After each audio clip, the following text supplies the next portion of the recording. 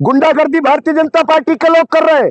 Bharatiya Janata party के उच्च स्तर के नेता माननीय अमित शाह जी देश के गृह मंत्री है, उनका अपने बयान सुना, दीदी ए दीदी ओ दीदी, ये देश के गृह मंत्री की भाषा है। अरे सुन, इसको टिकट मिला है, कैंडिडेट है, उसको मारा गया नहीं, वहां पर गुंडाई कर रहे थे, वोटों में धांधली करा रहे थे। भारतीय जनता पार्टी पर पहली बार नहीं है जो वोट चोरी का आरोप लगा है। तमाम तरह के आरोप भारतीय जनता पार्टी पर लगते रहे और चुनाव आयोग, तमाम राजनीतिक, तमाम विपक्ष के नेता और तमाम जो इतिहासकार है, जो राजनीतिकार है, उन्होंने साफ कह दिया है कि चुनाव आयोग भाजपा की पूरी तरीके से मदद कर रहा है। अगर चुनाव आयोग भाजपा का साथ ना दे तो भाजपा का सुपड़ा पूरे देश से साफ हो जाएगा। कह रही है ये गुंडाई हो रहा है, ये टीएमसी और कांग्रेस का गुंडा है जिन्होंने हमारे कैंडिडेट को मारा है, पीटा है, उसके साथ बदतमीजी किया है। देखिए सर, जो बीजेपी के जिस कैंडिडेट को, उस कैंडिडेट ने क्या किया, वहां पर धांधली कराना चाहते हैं, वहां पर पोलिंग बूथों पर जाकर धार्मिक माहौल बना रहे हैं। तो ये लोग नफरत के आधार पर, इनके पास सिर्फ एक ही एजेंडा है, सिर्फ धर्म का एजेंडा। आपने वहां पर देखा, उत्तर प्रदेश के मुख्यमंत्री माननीय योगी आदित्यनाथ जी चुनाव प्रचार में जाते हैं, किस तरीके की उनकी भाषा थी। एक धर्म को टारगेट कर रहे हैं, सीधा चुनाव हिंदू वर्सेस मुसलमान का कर रहे हैं।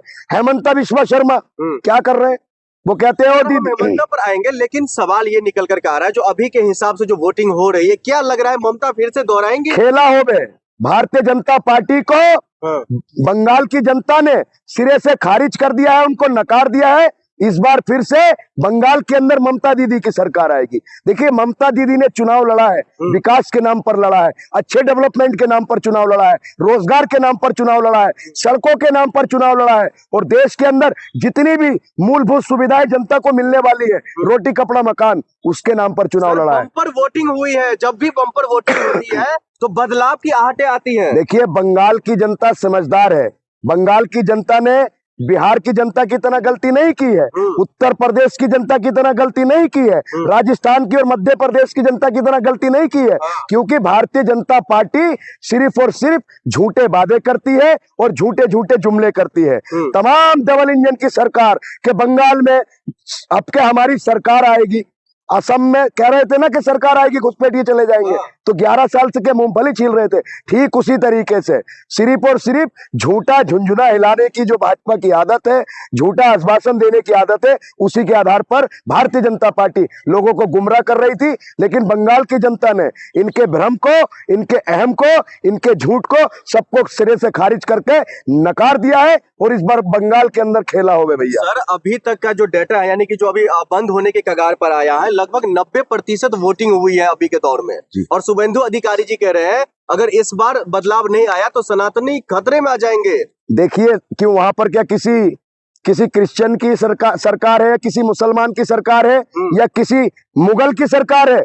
बंगाल के अंदर अकबर की सरकार थोड़ी है, बंगाल के अंदर कोई हुमायूं बादशाह की सरकार थोड़ी है। बंगाल के अंदर सनातन को खतरा बताने वाले लोग, बंगाल के अंदर जो बाबरी मस्जिद बनाने वाले हुमायूं कबीर को जो आरोप लगे 1000 करोड़ का चंदा देने वाले लोग कौन है?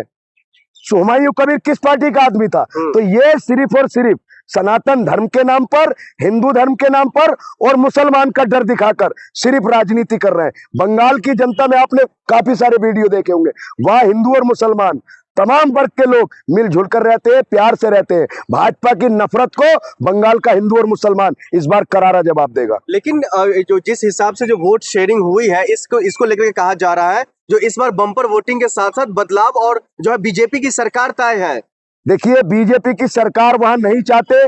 बंगाल के अंदर बीजेपी का जो जनाधार इतना बड़ा है, आप पिछले 2 चुनाव का डाटा उठाकर देखिए, एक बार 4-5 सीटें थी, एक बार 70 सीटें, लेकिन इस बार थोड़ा सा ग्रोथ है, लेकिन इतना नहीं है। बंगाल की जनता जो वोट पड़ रहा है, ये भाजपा के खिलाफ वोट पड़ रहा है।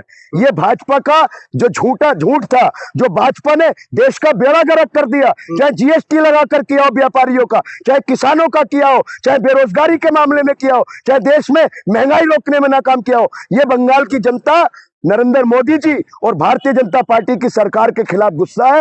ये 90% जनता एक बार फिर से बदलाव नहीं चाहती, ये ममता बनर्जी की सरकार चाहती है, और ये चाहते हैं कि भाजपा हमारे राज्य में सरकार बने।